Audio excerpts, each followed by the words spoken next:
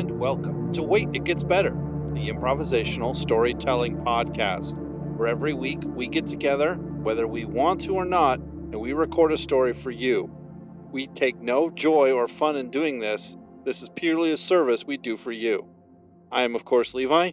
I'm Reed. And I'm Seth. And we are here to tell you a story. This is episode 2, I think. Seth, do you want to do a recap on what last week's episode was about? Yeah, so this Cool. is episode 2 of, I can't remember what you called the previous series, because this is a sequel to the last 3 or 4 that we did before that. So if you want to catch up, should be amazing. It was one of our better ones, I think. I really liked him. The Illegitimate Wizard? Illegitimate Wizards. Yeah, Illegitimate Wizards was the last 3 episodes. So, and then last week we started the sequel series, which is called Stolen Power. Stolen All right, Powers. so that's what it's called. Go listen to the other ones, and come back. And now that you're back, where we're picking up here is, it's been, I don't know, quite a few years, another 8 to 1200 years, I think, give or take. Yeah, it's about right. And in the aftermath of everything that happened in the other ones, you have kind of a reconsolidation of how things are going here. You have, with the wise old man in the other one, people picked up what he was doing, and they started with all the unrest, they started basically purging the baseborn and turning them into the crystalline structure that they saw the wise old man turn, it was either the villain or the golem into. Beanie, just listen to those, you know what it is. So, but anyways, they saw that he was doing that, being able to kind of siphon or redirect the power of the baseborn and like put it in a different object, or to basically turn it into a crystalline, which is now basically the operating fuel of today's, I guess you could say, kind of steampunk society. I hate to say steampunk, but it's kind of getting more, not technolithic, A little bit more industrialized, for sure. Industrialized, yeah, and things, but all of their things run off of kind of like a coal, or like a battery system. This crystalline structure made out of what would ultimately be the body of all the baseborn, which are in the kind of the religious order of the day. The baseborn are, wicked, evil. It's kind of like, as you're seeing, the recycling of, I guess you should say the turning of time, or the turning of the wheel, where in the olden times there was only 5 of them left that fought the Dark Lord. I think that's kind of what's setting up now. There's getting to be less and less of them. Only 2 of the schools are surviving, and their exact function, I don't know if we set up what their exact function is, or if people even know where they're at, because they were a bit more remote. The other thing you have is the economy is set up with, of course, they've got this crystalline structure, but what they've taken from all the baseborn is their eyes, which turns into like a flat crystal when they take it out that looks kind of like an eye, but it's kind of a special metallic crystalline thing, and that's what all of their money is. That's what's used for, paying debts or bills, or, goods and trade. And so kind of between the two things, basically the corpses of the baseborn is what fuels their economy in pretty much every way. Now, our beginning scene, which Reed had, started with Evan. I think that's right, Evan? Asher. Asher. And he is like at least third generation now of having this ranch. They've done all this stuff to it. They've got it irrigated, really put the work into it. And what he finds is he's scouting out a spot to bring the herd to, and he comes up over the ridge, and he sees that some other either nefarious trespassers have moved their cattle into the irrigated area that he was scouting out to move their herd. And it kind of, he knows he needs to do something, but he's not quite sure what he's going to do. He's all alone, and there's 5 or 6 at least of these other kind of cattle rustler or trespassers. Right, and I don't know if we said it on air or if we had just kind of talked about it a little bit afterwards, but in the original Illegitimate Wizards series, the first series, the hero's sidekick sort of came from the country. You know, he was kind of from the country. His father was like a cattle. So what I kind of see is that maybe this is at least the legacy of that family's ranch, if not Asher being a direct sort of descendant of them, you know, and that ties in the hero's sidekick, you know, and whether or not Asher is anyone besides just a character in the story, I don't know, but that's just an interesting tie-in. I have famous person. What story element do you have, Reed? Villain's sidekick. And you, Seth? I have Ka-tet. Oh, great. Well, who do we want to hear about first? I think I want to hear about the Ka-tet and then the villain's sidekick, I think. Because we don't know who the villain is. We don't even know what the conflict is. Yeah, we just have the opening scene just kind of set the stage for kind of like a peripheral conflict. I mean, right, the beginning conflict. Right. And here we have some lawlessness, somebody like just poaching on these guys' land and right. Yeah. Well, let's hear about the Ka-tet members that might pull things together a little bit more. Okay. Unless you'd prefer not. So, I mean, my hero sidekick's pretty. I mean, excuse me, my famous person is pretty unconnected to everything. He's a bit world buildy. So if you want me to go with him, I could do that. Let's see here. Yeah, go ahead. Okay. So, Madoff is his name, and not Bernie Madoff. Although there might be some similarities. Anyways, he first came onto the scene as kind of like a traveling peddler. He sort of went from town to town picking up odd inventions and then trying to sell them along the way. He has he's been kicked out of towns. He's been thrown out. That's kind of like a normal thing that he used to experience quite often, not so much anymore. Not so much now that a lot of the sort of concoctions he's been creating have actually begun working. Before they didn't work at all. He has a really old grimoire. What's a grimoire? It's like a collection of magical information.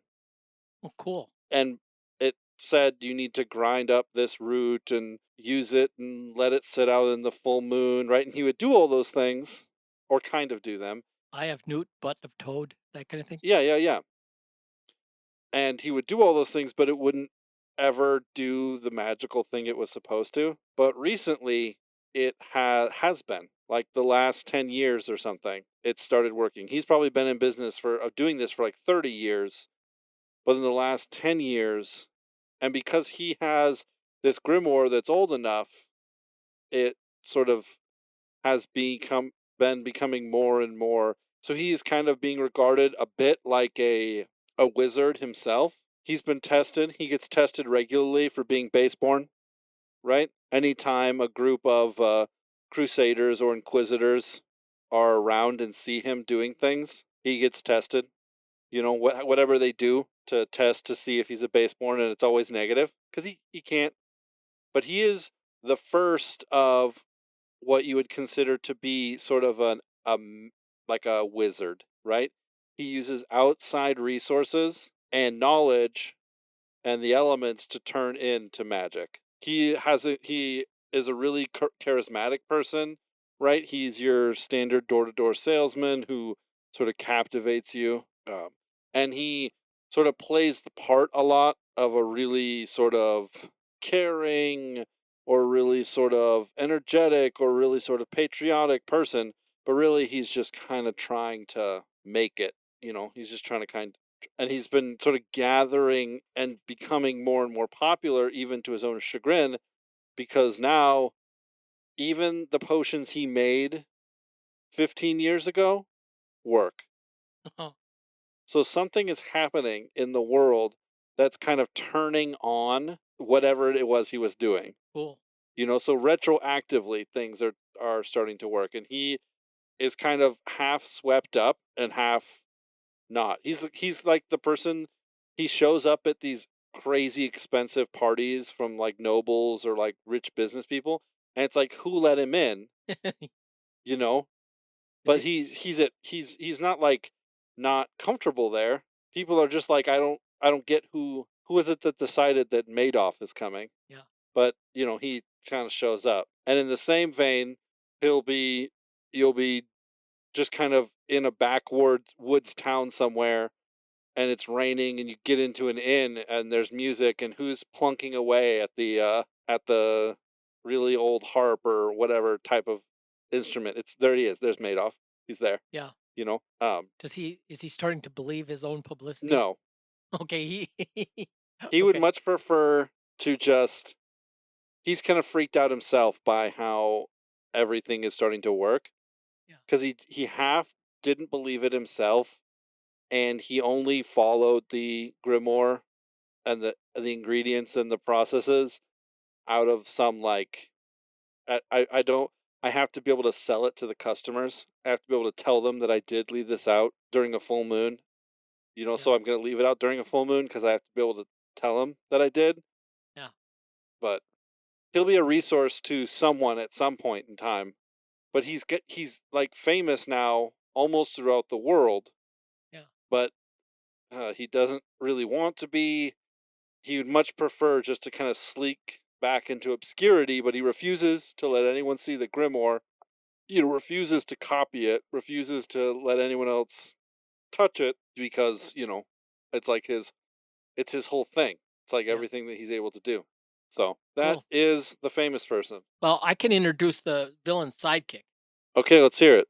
Julian. Julian grew up as kind of a spoiled, pampered youngest son. Um, but he was always aware of anything anyone else had that he did not, or any recognition or acclaim or whatever that another received that he didn't, and he was jealous. It's not a very charming trait, but he was a charming guy, and a ready smile. He easily made friends, but he was like devious and making others pay for what he didn't have. He just was kind of spiteful, and he would lose friends. um, and as he grew up, he developed an unusually strident hatred for the baseborn. Well, because it made him uncomfortable, and I think that's part of the dynamic is the baseborn had powers, and it makes other people uncomfortable when you're, around people that have power. It's like burn the witch, that kind of thing. And the thing that was interesting to him is that he realized that he could denounce somebody that had slighted him or that he had a grudge against. He could denounce them as a baseborn, and you know, and then he became an eye harvester. Tracking down kind of for a living, tracking down baseborn and harvesting their eyes, and in some cases, if they were a legitimate baseborn, bringing their remains to be processed and crystallized, because that was anyway, wasn't a very pleasant individual. He was kind of mean spirited and petty and small. And, um, he was ready to attach himself to anybody that would help him, to his own ends. And since we haven't really, proclaimed the villain yet, I'm kind of having Julian. He's the kind of guy that I'm not saying that he was there, but he's the kind of a guy that would have, uh, speculated and gotten a hold of a land grant and gotten uh, some land up there and realized that there was no water and the whatever range there wasn't going to be very good for grazing, but for a few animals. And then the guy down the way seemed to have a spring and seemed to be able to set up irrigation and all that. And, would, well, it isn't fair that he has something that I don't have. So I'll take it. This definitely seems like the kind of guy who has, like, quote unquote, follows the rules, Right. and then is willing to bend and break things as they sort of come in conflict with his worldview. Right.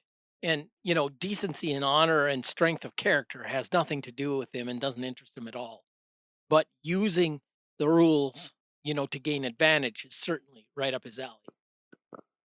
Right. Well, I think I have a picture of who the villain is, especially since that's kind of who the You just told me who the villain's sidekick is, so I have kind of an idea who the villain is. But Seth, do you want to talk about the Ka-tet members, or do you have any world building ideas? Yeah, I'll bring the Ka-tet members in so we can get them in the stage here. The first one is, again, almost kind of like the wise old man from the last one, but he's a little bit more, like, I guess you could say, monkish. He just goes by, Pilgrim, 'cause that's what he does. He never gives out his real name. And he is always being assumed to be a baseborn, Yeah, but like again, none of the tests come back positive. Um, Lots of stories where people assume he is, right. um, but they can't ever keep him prove anything, and so they have to let him on his way, and so he's always moving from place to place. But what he does is like the which I don't ever think we gave him a name, but like the original wise old man from the last one, what he does is he actually channels the base power, and what he's figured out how to do is actually empty it or seal it off from himself into an object, which is kind of like what the Original wise old man was doing. original wise old man was doing. Right. And it can kind of work. And I was kind of thinking, so if anyone doesn't know this, if you catch a rattlesnake, you can pull its teeth out, right? Right. I knew a guy who used to catch rattlesnakes and pull their teeth out and sell them to bikers, and he'd tie them onto their cowboy hat so they'd have a live cowboy hat, right? But then they'd have to, and they'd be completely harmless. But after like 3 days, they had to get rid of them, either kill them or let them go because their fangs would grow back. Wait, And so I think what's that? it would cut their teeth out and then tie the rattlesnake to their hat? Yeah. Oh, that's crazy. Yeah. So if you thought this was back in like the 60s and 70s, but That's really cool. Yeah. I had never heard that before. yeah, so bikers thought they were really cool. They'd get a live, snake, which couldn't hurt them, but they'd get it tied onto their hat or, Right. you know, But then you said after a couple days it'd kind of grow back. The fangs would grow they'd back. grow back. Yep. And so they'd get a, run around for a day or two with a live snake on their hat or their, vest or whatever it was. But yeah, so I think that's kind of how it is. So it'll naturally come back after a couple days if he seals it off. Okay. And that's why then his test will come up negative, and so then they'll let him go, and then he can go. But what he can also do is channel it back from an object into himself. Gotcha. And so what he's got is a lot of like all these holy relic objects, right? And so these relics have power and stuff like that. So it's all, as we would say, kosher. But Oh, he can gotcha. easily just like throw all his power basically off into one of these objects, much like the other guy used to do with the household gods, Yeah. which would then become a kind of a channeling factor of the power without someone having to be baseborn, right? And so sometimes he'll do that and he'll give it to people as like a payment and for a meal or a lodging for the night, and move on his way. But then also one of the things that he does is he finds like children, like tests them himself, and then he'll seal it off in them so that they'll like it won't ever manifest. Right. It'll be there like in the back. So like if there's like a huge traumatic uh thing, like it might come back out, but for the general purposes, it's kind of hidden away, Gotcha. right? As like a And as that's a one form of of protection for them so they don't get like killed. Right? right. Yep. So that's one of the things he does, and that's Pilgrim. The other one is so I think that's enough on him for now. And the other one is Evan. Just going to use that name, being I used it wrongfully before, so we'll bring Evan in, and he is a kind of a young, up and coming man of the cloth, as you would say. He's kind of known for his miracles. He does a lot of healing. Things he prays for come true. And again, just like all this, he's in the cloth, right? So he's tested. he doesn't show up as positive. But what it is that when he was younger, he was a kid at an orphanage that the pilgrim had sealed off, but then it also given him a relic, an amulet, right? Right. And so it's a holy relic, and so when the guy basically channels through that, it brings his power back out, Okay. which gives him some of the power. But then anytime that then he's, let's say, not in his holy prayer and channeling the grace of the higher ones, however the church or the day or the organization of the day is set up, he can do great things, right? But it's all seen as if it's through the the holy relic. And I'd say for the most part, he pretty much buys the baseborn or bad, the whole narrative. He buys it pretty hook, line, and sinker. Right. And so he would definitely inquisition someone if he found that they were baseborn. But so that's the connection he has to the pilgrim, and I think that they cross paths because the third guy is kind of a lawman / bodyguard that was assigned to Evan when he kind of took to the road to do kind of like a holy circuit, because he was quote unquote special, and so he was kind of Right. sent around as kind of like a missionary inquisition kind of guy, and he was assigned a lawman as his bodyguard, and his name is Matthias. And Matthias is just kind of a good bodyguard. He's at least never outrightly questioned, if chasing these people down is good or bad. He just simply kind of does his job, protects Evan, with impunity, with no particular opinions. But I think that can, come out later. Right. But he's not baseborn at all. He's just, he's just a A really good shot. regular guy with certain sets of skills that make him a nightmare to most people, Bow hunting skills. as it would put it. Bow hunting Nunchuck nunchuck skills, cool skills. Lots of kids have already asked him to be in their gang, but Yeah. he turned them down. So I'm kind of thinking of the Children of the Light from the Wheel of Time series. Yeah, I Right. was getting there too. Specifically how the Children of the Light, if you haven't read the Wheel of Time, they were kind of like the anti-magic, we know the best way to be righteous crusaders Right. in the Wheel of Time. And it was so easy to see how there were so many parts of them that were twisted and ignorant about the world around them, but there were good people. Yeah. Who belonged to them, and like we said last week, how these inquisitors and crusaders, not everyone knows the depths at which the horror of what they're doing to baseborn. Some people just catch the baseborn, right, and send them up the chain, and they don't ever know that they get sort of reprocessed and destroyed. So I think the villain, such as it is going to be, so in the Children of the Light in the Wheel of Time series, there was the Shepherds of the Light. Right. Right? These guys were the ones like internal affairs. Yeah. These guys were the questioners, the inquisitors of the actual Children of the Light, right? These are the ones who could torture people and do terrible things because it had to happen, they said.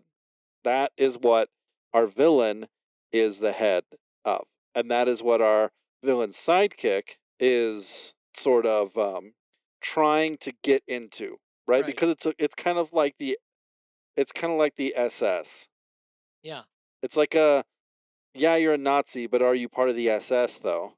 Yeah. It's like an exclusive club that once you're a part of it, then you start getting to know what they're really doing. And what's the villain sidekick again? Julian.